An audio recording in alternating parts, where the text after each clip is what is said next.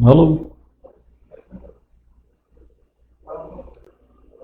Boa tarde, 26 de fevereiro de 2021. Hoje temos o tema El Budismo. Buenas tardes em espanhol. Buonasera em italiano. E good evening em inglês.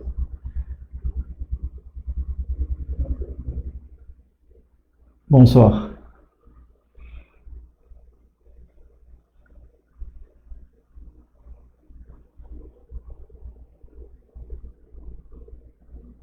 El Budismo. No século V ou VI a.C., o príncipe Siddhartha Gautama, na Índia, encontrou a iluminação através do processo de meditação. E os seguidores dele começaram a escrever livros e deram o nome de budismo à religião criada por ele, do autoconhecimento, da autocontemplação. Conhecimento do universo através da meditação.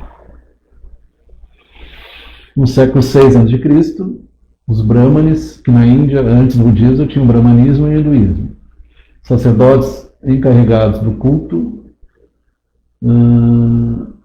contrataram grande importância ao hinduísmo, adquiriram grande poder na sociedade da Índia e converteram a religião em algo complicado e abstrato. Os brahmanes desafiavam a religião em grandes discursos sobre Deus, alma, liberação das encarnações. Profusão de sacrifício ofereciam recitando fórmulas secretas, cujo significado só eles entendiam. Mas a população não compreendia as complicadas explicações dos brahmanes. É como se fosse uma casta sagrada mesmo. Né? Na Índia tem as castas, que não consegue passar de uma para outra. Nem o significado do sacrifício. Então tinha os brahmanes, tinha os sacerdotes, tinha os guerreiros, e depois mais lá embaixo tinha um povo. Por essa causa, a maioria dos fiéis via como a religião não correspondia às suas aspirações, de escapar do sofrimento e interminável roda das reencarnações, que é chamada samsara em sânscrito. E, neste contexto, temos que situar a Buda, o fundador dessa religião. Ele era um príncipe, vivia num castelo e até ali ele desconhecia o mundo. Quando ele saiu do mundo, ele começou a descobrir a dor, a morte e a velhice. E aí começou a questionar sobre a vida. Então, as três joias do budismo. O Buda, que significa iluminado. A segunda, o Dharma, que é ensinar o caminho, né, a ciência fundamental. E a Shanga, a comunidade. A terceira joia. Primeira joia, o Buda.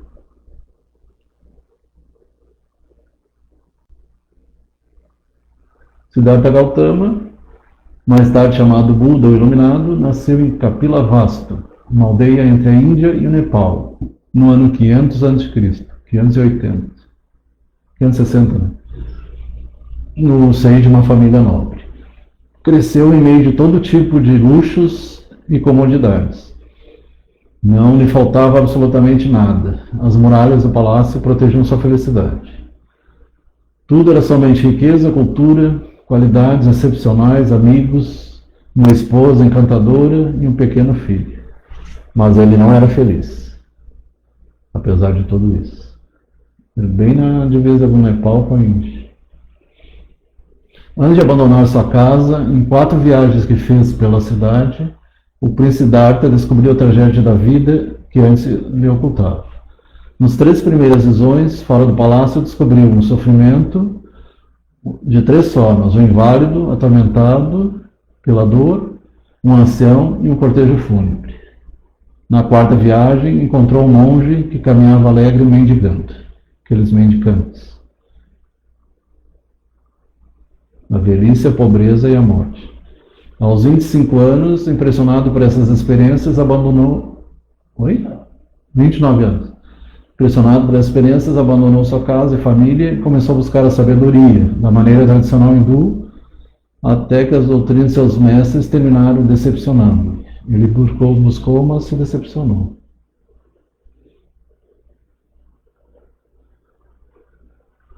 Dedicaram uma vida disciplinada, fazendo jejuns e sacrifícios, Esse se conduz até as portas da... Este conduziu quase às portas da morte. E ao final de 7 anos vivendo essa vida, viu que necessitava, não era um modo de fazer-se insensível ao sofrimento, senão um modo de eliminar o sofrimento. Embaixo da árvore de bode, ele sentou para meditar e começou a refletir sobre a vida. Finalmente, optou por concentrar-se na meditação. Lá na Índia tem várias formas de meditação.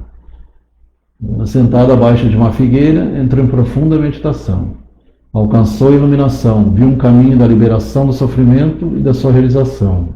Se converteu em Buda, o iluminado. Adotou um estilo de vida que alejara tanto dos prazeres como da dor.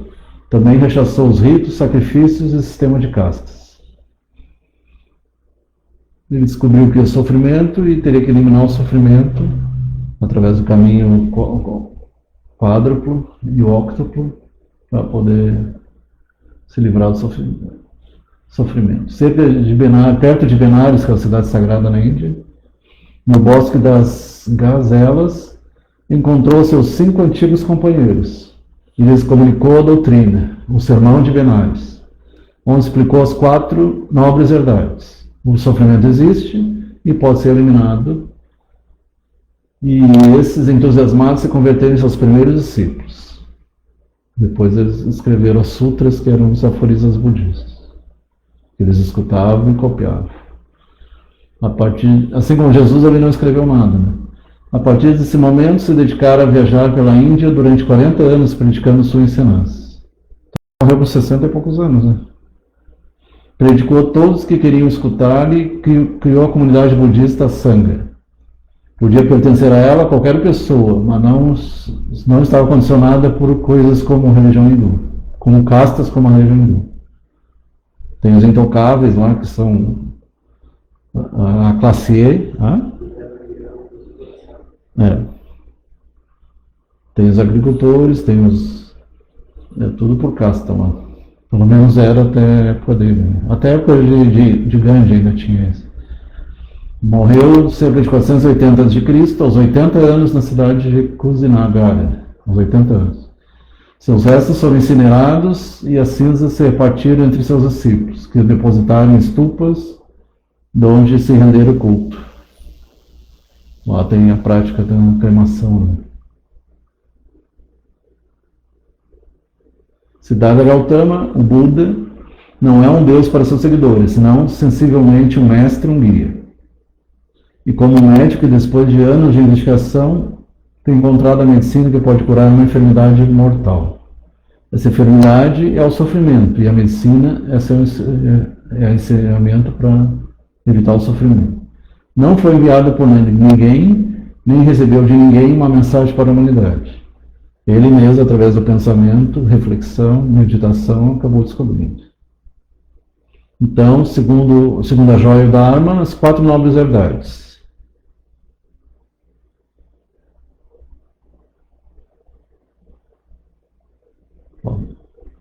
Tudo é dor, tudo é sofrimento. Na vida humana, o sofrimento está em todas as partes. Ao nascer, ao morrer, na enfermidade, na relação com seres queridos. Tudo é passageiro, bom e mal. É como a espuma que produz as borbulhas da água, que aparece e desaparece continuamente. O eterno vir a ser, né? Ele vir.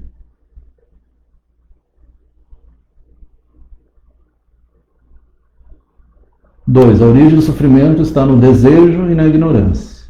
Tu eliminando o desejo, tu vence nossas ganas de viver, nosso desejo de existir, perpetuarmos nosso medo, perder o que queremos ser e ter. Esta sede de ter, cada vez mais, é o modo do nosso sofrimento. Também o sofrimento se produz quando damos valor às coisas que não temos, a inveja, né? Quando cremos que o mundo pode calmar nossa sede. Tudo é ilusão. Ele chama Maya, né? Ilusão. A Matrix também, né? É outro termo. Né? A própria persona, a personalidade. Para deixar de sofrer é necessário eliminar o sofrimento, o terceiro caminho. Buda afirma que a pessoa pode alcançar sua liberação e, ao conseguir acabar com a fonte dos males, como A cólera, cobiça, eu não lembro o que é. O ódio, o engano, a ignorância. Para ele deve eliminar o desejo de sua vida. Então, se fará a chegada à paz infinita, que é chamada nirvana, serenidade total, nirvana. Oi? Codice, eu não lembro o que é. É o nobre sendeiro dos 8 passos. Então, os 8 passos para aquelas 4 novas verdades. Existe um caminho para eliminar o sofrimento. O óctuplo, caminho óctuplo, ou a senda óctupla. Seu segmento conduz a calma, a paz, ao nirvana. Conhecimento reto, conhecimento correto. As 4 verdades. Atitude reta, alejar-se dos desejos, do ódio e da malícia. A palavra reta ou correta, linguagem prudente e sincera. A ação reta, viver moralmente. A ocupação reta, ganhar a vida honradamente. O esforço reto, reprimir os maus impulsos fortemente, fomentando os bons impulsos. Pensamento reto, esforçar-se por conhecer a verdade. E concentração reta, praticando a meditação. Através da respiração, várias técnicas e yogas. Encontre o seu caminho e o siga. Então, um dos símbolos é a roda, né? O timoneiro. Podemos dizer, em resumo, que Buda propõe um caminho de salvação, e ainda que não ofereça nenhuma representação da divindade. Tem vários tipos de budismo e eles não falam necessariamente numa divindade. Diferente do hinduísmo, que tem múltiplas divindades. Né? E diferente do shintoísmo japonês também tem múltiplas divindades. Há oferecido aos homens um caminho para chegar a ela, através do autoconhecimento, da reflexão, da meditação. Ali um selo estadunidense, né, em homenagem ao budismo. Então, o caminho ótuplo orienta a vida dos budistas e depois os lamaístas que vieram depois, e quem é seguidor se caracteriza por uma conduta compassiva diante de todas as pessoas, não só pessoas, mas animais também e plantas. Querendo e respeitando a vida de todos seres sencientes. Sabedoria que relativiza, situa cada um como em seu sítio, em seu lugar. E a contemplação que ajuda a superar o ódio, a inveja ou envidia e potencia a paz interior.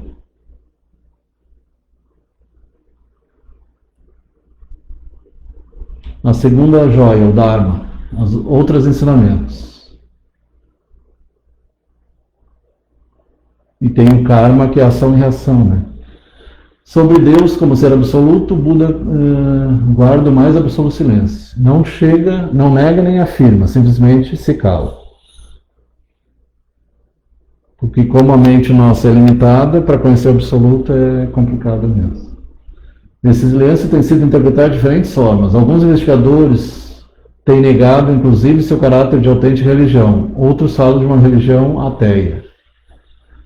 Em realidade, silêncio não significa negação da transcendência, senão o rechaço de toda representação que se interponha entre o caminho do homem até chegar ao nirvana, até chegar à paz total. Né?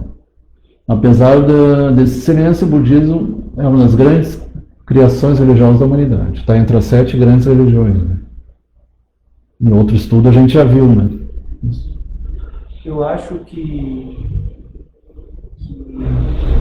esse silêncio ele se deve principalmente ao fato de que o Buda não queria que alguém deixasse de seguir o budismo, talvez por acreditar ou deixar de acreditar em uma divindade. A ideia é que o budismo ele atinja todo mundo, independentemente se tu acredita ou não num Deus ou num ser maior. Pelo menos assim que eu interpreto. E eu acho que foi isso que se passou na cabeça dele. Eu acho que foi isso que se passou na cabeça dele. Ele não queria atrelar o budismo à necessidade ou à falta de necessidade de se crer num ser superior. Ele queria atrelar o budismo apenas à busca espiritual pela melhora, né? Pela melhora do ser humano, né? Então, imagino que para ele não interessava se a pessoa ela era ateia ou se ela acreditava em Deus. O importante é que ela encontrar seu próprio caminho. Isso. É o caminho do meio que eles chamam. Então, de 800 mil pessoas no mundo, né? Buda, o qual o hinduísmo mantém na vida das pessoas, é o resultado das boas ou más ações das vidas anteriores. Então é a questão do karma daí, ação e reação. E portanto, em cada reencarnação, temos a vida que temos merecido pelas ações da existência anterior ou existências anteriores. Aí nascendo, renascendo, nascendo e renascendo.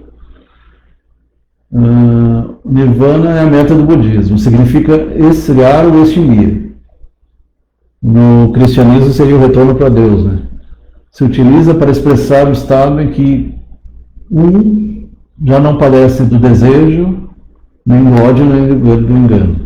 Nirvana não é o desaparecimento da vida. O único que pretende é eliminar as paixões negativas, que não conduzem mais que a dor ou o sofrimento. No Nirvana se alcança a liberação de futuras encarnações. Aí tu encerra a samsara e não precisa reencarnar mais. Pelo menos não no planeta Terra. Tu pode ir para planos mais superiores. Na yoga, então tem vários tipos de yoga. Um é de autocontrole dos sentidos, principalmente respiração. A imaginação, a sensibilidade, para chegar à contemplação, o êxtase, que eles chamam Satori no Zen. E desaparece a distinção entre e as coisas. Então é um estado de consciência mística, tudo está em todo, o todo está em e tudo está em todo também. Consciência oceânica, eles chamam também. Terceira joia, comunidade, a Shanga, ou Sangha.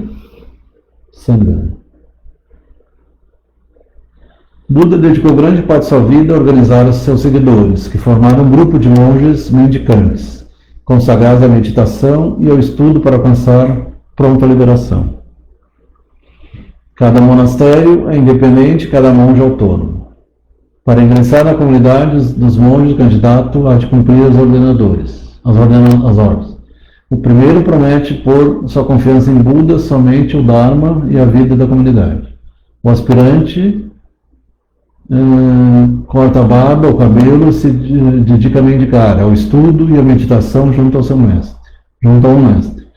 Na seguida ordenação, o monge se compromete a observar a pobreza monástica, a castidade absoluta, não matar nem sequer os animais, então eles são vegetarianos, não roubar e não orgulhar-se da sua perfeição espiritual. Uma das dificuldades que nós aqui no Ocidente temos é a questão da sexualidade, né? E eles conseguem abrir mão dessa questão. Uma coisa interessante aí é que não se deve orgulhar de sua perfeição espiritual.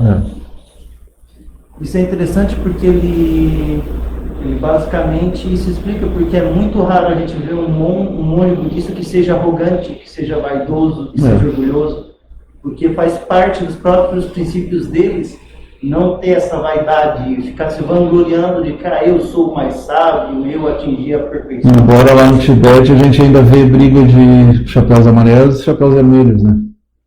Então é bem complicado, não é fácil ser um budista, um lamaísta. Abrir mão de toda paixão, todo desejo.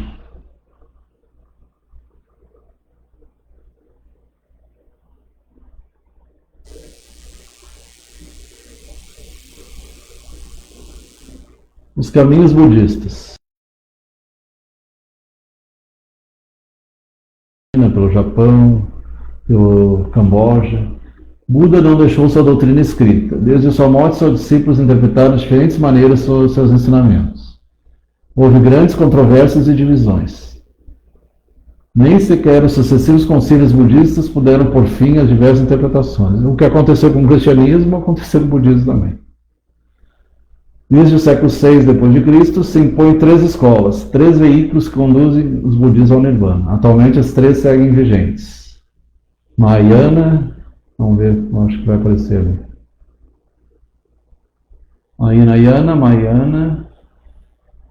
Mahayana, o pequeno veículo, a herança da tradição mais antiga da reta escola. A salvação reservada a uma elite espiritual, os monges capazes de conseguirem pelo seu esforço pessoal.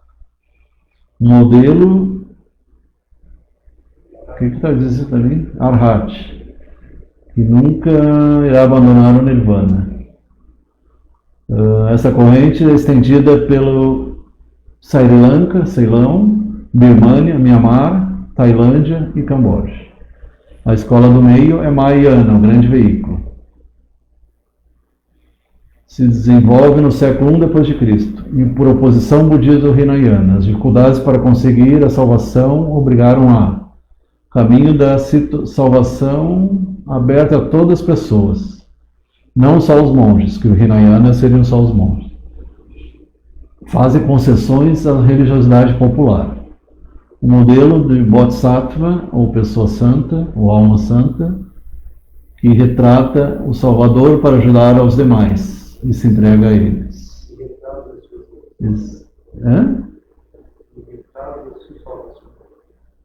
Se entrega a eles.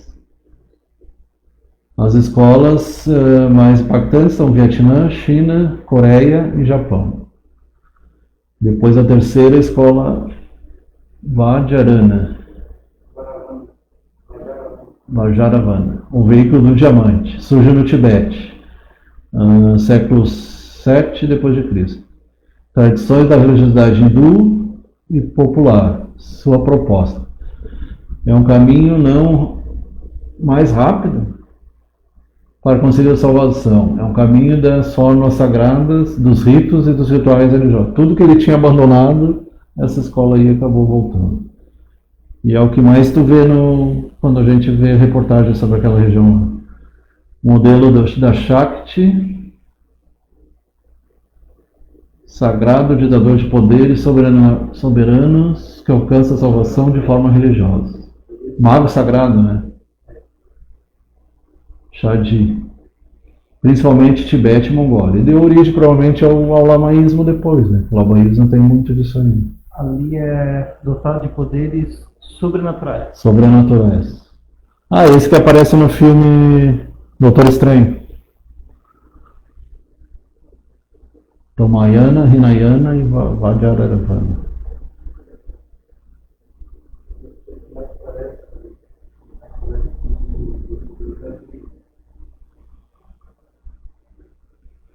A do meio, né? A do meio, ela provavelmente é a mais próxima dos ensinamentos dele. Do que o Buda falava, porque o Buda, ele, em momento nenhum, pelo menos até que você sabe, ele fazia distinção entre classes. Tanto é que ele era opositor à casta. Sim, sim. Então, em momento nenhum ele falava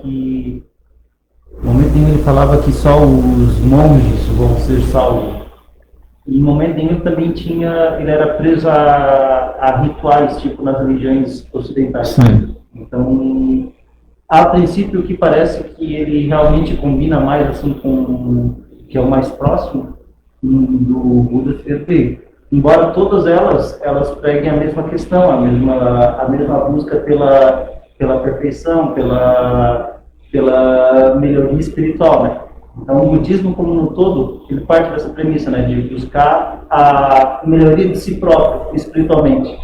E a mais parecida com a dele é o taoísmo.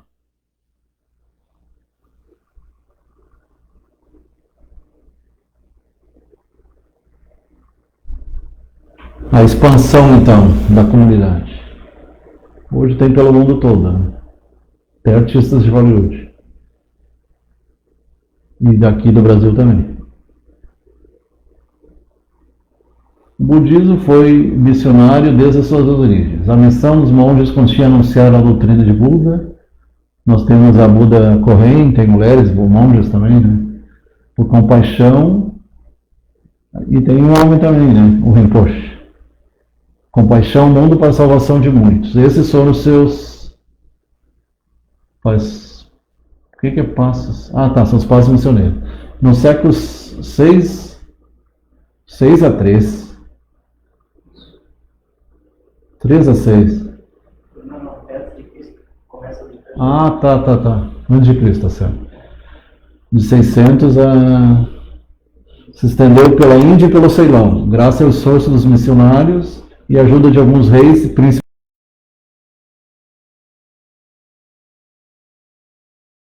Índia e Ceilão. Ceilão é a Birmânia, né? Sai do link. Ali mostra os caminhos, a expansão por toda a Índia. A Índia é muito dividida, né? Tem desde a Índia ao Ceilão, passou a Birmânia, Tailândia, Camboja, Laos e Indonésia. Aí foi se espalhando.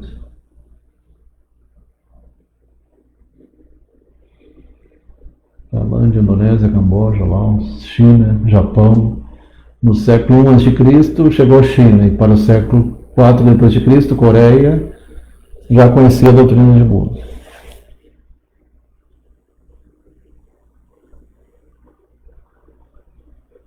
No Japão, o budismo se introduz principalmente da Coreia no século VI d.C. E aí se junta com o Shintoísmo. Lá foi criado o Zen budismo. Hã? A partir da Coreia, Da Coreia foi para o Japão.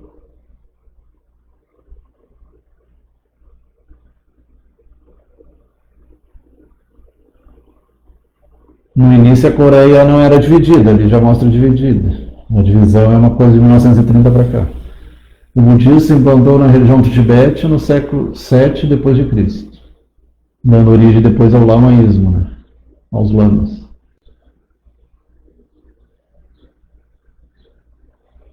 Ali são caminhos também, expansão do budismo.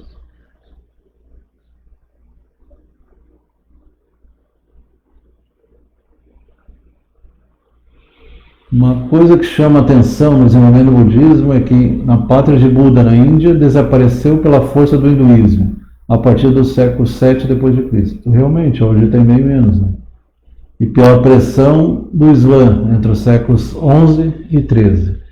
Então, uma parte da Índia, principalmente perto do Paquistão, é muçulmana. Atualmente, mais de 330 milhões de pessoas se confessam como budistas. O Ocidente cada vez mais tem mais presença nessa religião. Então, hoje, está representado ali. Os livros sagrados.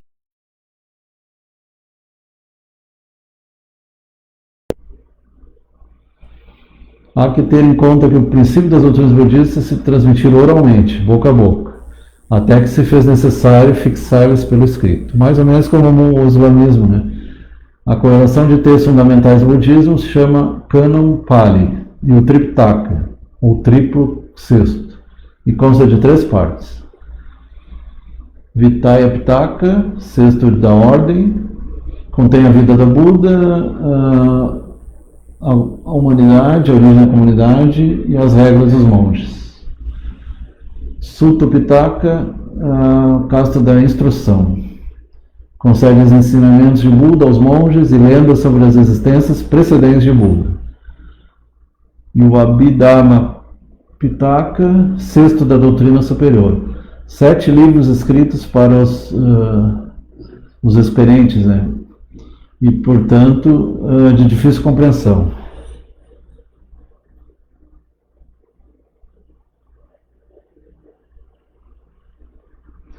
Então, origem, crença e sociedade. Origem, Siddhartha Gautama, o príncipe Buda iluminado, 2500 anos na Índia. As almas reencarnam pelas mortes, né?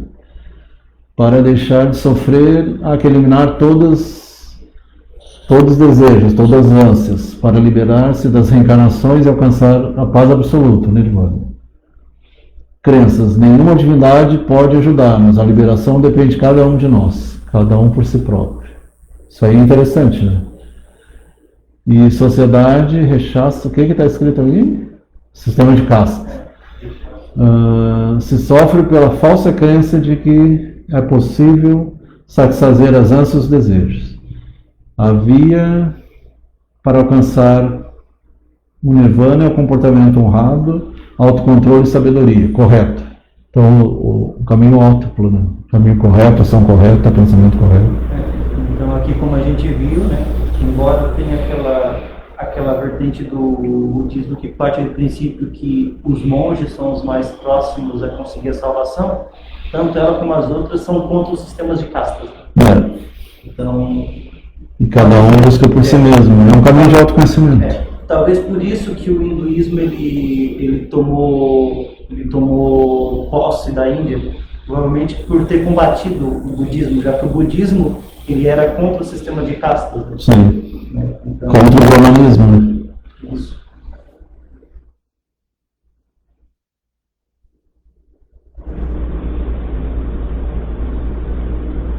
Fechou?